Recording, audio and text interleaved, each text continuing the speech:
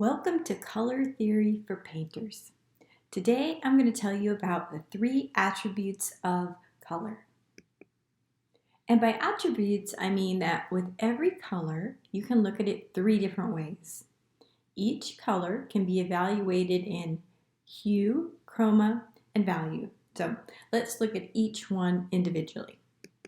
Hue is the first term, and it's often a misunderstood term.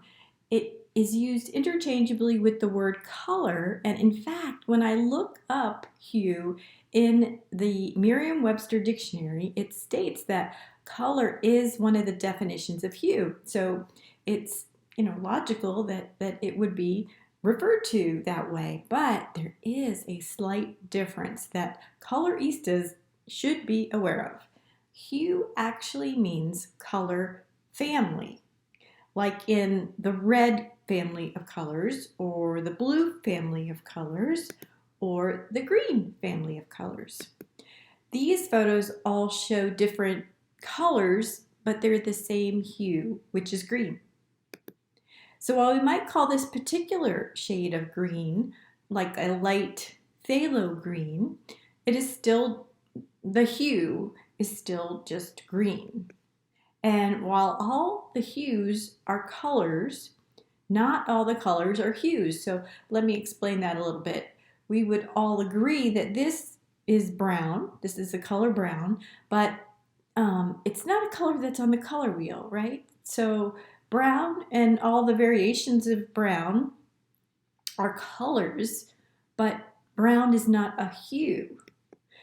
This is why color scientists argue that the color wheel should actually be called the hue wheel, because we only call the 3 primary colors, red, yellow, and blue, and the 3 secondary colors, orange, purple, and green, hues.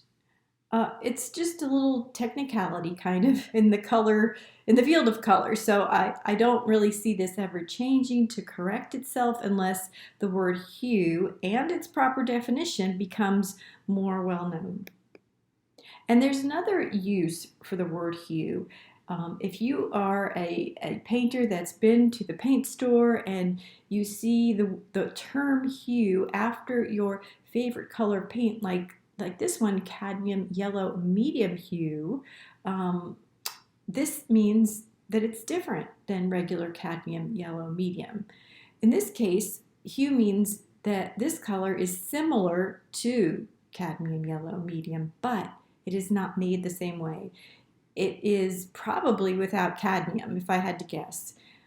Sometimes this is because color manufacturers want to make a more affordable tube of paint, yet have it be the same color. Or maybe some artists have determined they don't want to use a paint color with cadmium in it, but they still want the same color.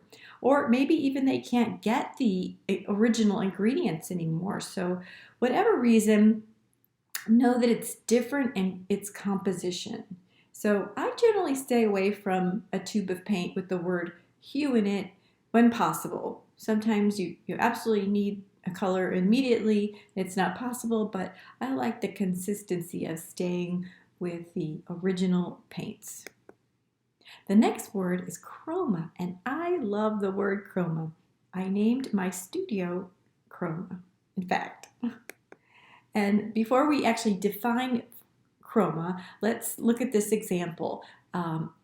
This photo contains a few higher chroma colors, but let's focus on the red stoplight. The red stoplight is a high chroma. It's bright, clean, brilliant red in color. It is pure in color. And let's look at the leaves now in this photo. I would say that they are still in the red family, or hue, right? But they're more grayed down. They're more of a neutral red. So they are lower in chroma than the red stoplight. So chroma is the degree of brightness on one end compared to the degree a color is leaning more towards gray or the black end of the spectrum. And chroma is super important to know about when mixing your paint colors on your palette. you might wonder how you would get this lower chroma red in the leaves from a tube of high chroma red paint like this, and not add black. How do you get there without just adding black? And that's a topic for another day, but something to consider. So let's look at this painting by Monet. Most of the greens are quite realistic, right? This is a impressionistic painting, but it's based in realism. We can imagine all these colors were truly what Monet saw on this particular day. Imagine how unrealistic the scene would look if all the greens were a bright, high chroma, right? Monet did give us a little peek at a high chroma green up there in the middle, bushes kind of sloping down the hill. And we can accept that, it's a possibility that these bushes did have a very bright lemon green leaf on them. So that's a believable high chroma green in this painting. And there are some other high chroma colors, but I wanted to look at the greens particularly in this painting. The third component of color is the value of a color. So this is how light or how dark a color appears. And the term value and this scale, which is 1 to 10, was introduced by Denman Ross in 1907. Value is really easy to see in black and white, like this beautiful photo. The sky and the parts of the water kind of are the lightest in value, and then the areas in the land in the middle of the photo are a middle value. And then we can easily see that the birds and parts of the boat are the darkest values in this photo. But how do you determine a color's value when viewing it in color? And the easiest way is to check the value of a color by seeing it in black and white. So I just edited my photo on my phone to be black and white, and then I can see all the values in all of the colors of this painting. For example, the value of this small spot on the lemon appears to be about a 2 in value. We can see how it kind of radiates out into some of those darker values, but there's a lighter area on the lemon right here that is just a 2. And so let's go ahead and classify this spot of color using the other 2 attributes as well. The hue is easy to know. This is a yellow hue. And the value is the 2, like we said. And then the chroma is a high chroma.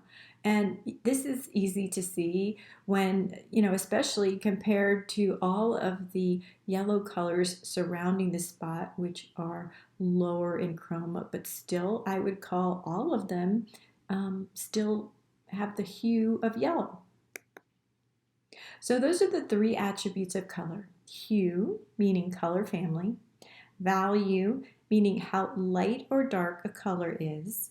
And chroma, meaning how pure or versus grayed down a color is. And you can define every color using these 3 attributes, and ultimately they can help you become a better painter. So I hope you've enjoyed today's color theory lesson.